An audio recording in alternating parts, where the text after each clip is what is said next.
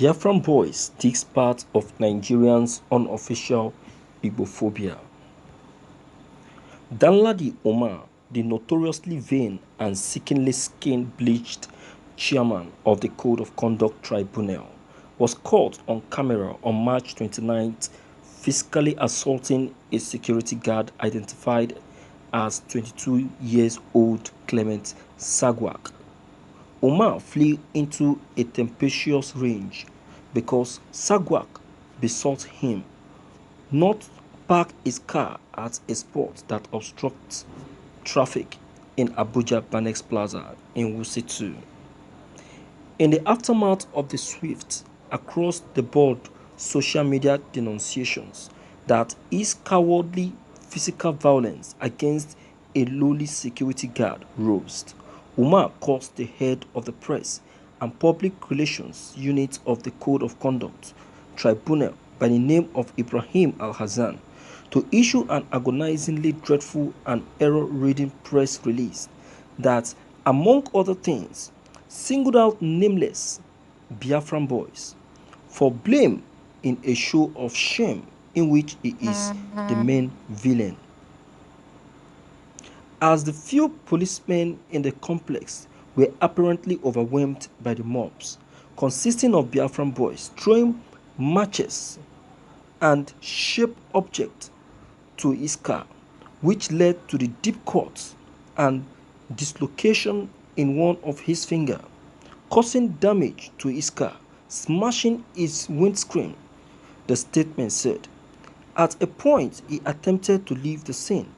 These same miscreants, Biafran boys, ordered for the closure of the gates thereby, assaulting him before the arrival of police team from Maitama police station. Notice that the press statement, which Al-Hassan later told ICIR he wrote on instruction from Umar, spelled Biafran in all caps and called the unnamed protesters against his barbarity boys. Calling men boys is often a linguistic marker of notion of their inferiority and observance. So the expression Biafran boys was designed to simultaneously provoke revulsion and disdain in certain demographic categories in the country. Sagwak, whom Umar physically assaulted, is a northern Christian from Plateau State, but the people who heckled and caught Umar's violence against Sagwak were spontaneous, amorphous, anonymous, and multi-ethnic bystanders. Why did Umar invent the trope of Biafran boys when it was practically impossible to determine the ethnic identities of the people who recorded and heckled him? Thank you for listening to this news. That serves him right. That serves him right. This is a lesson to all of those top officials in government. It's a lesson to them all to know that they are equal to those people, to the youth on the streets. They are also once a they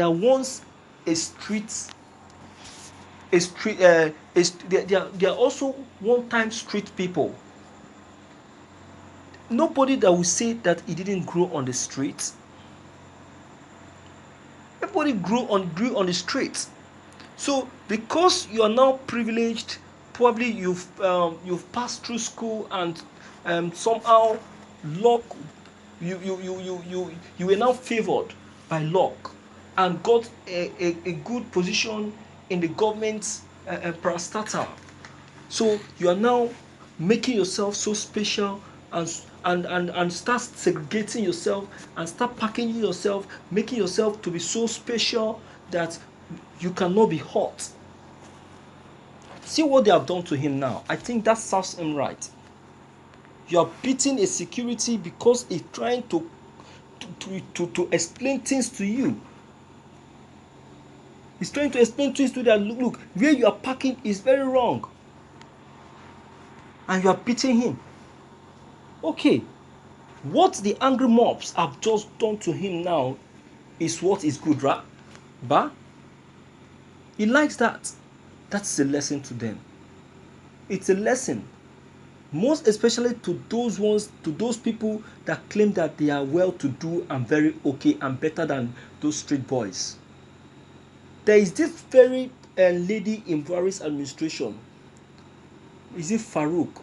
It's a minister, Mrs. Farouk something. She is also very, very arrogant, and there is every sense that she too can demonstrate this kind of attitude. But she should learn from what has just happened to the CCT chairman, Dan Ladi. He should learn from it. It's a punishment to them all. It's a big punishment to them all. You can imagine. You are beating up someone who is not your brother. Are you his father? You are opportune to be on top, and you are beating him. If he is now given the opportunity to face you, do you think you can be able to defeat him? He's only trying to respect you because he knows that you are above him, and besides, you can decide to use your position as someone who is on top to make him lose his job. That is the problem we are having with many of these rich people that call themselves rich men, or people that claim to be rich. That is the problem we're having with them. You see that? So all these things to me doesn't make sense at all. Doesn't make sense. The time has come for us to start giving ourselves some sense of belongings, most especially when it comes to treating human beings. Because we too, we are human beings. Do you understand? We're human beings too.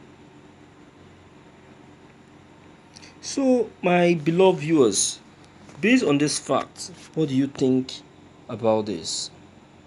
Please deem it fit to leave your comments below the comment section. Click on the subscription buttons as well as the bell buttons to get updated each time we upload any new videos, and please be factual. Okay, be factual. Be straight. Okay, because anything you say, I tell you, can still be used to cop out realities. Okay, thank you.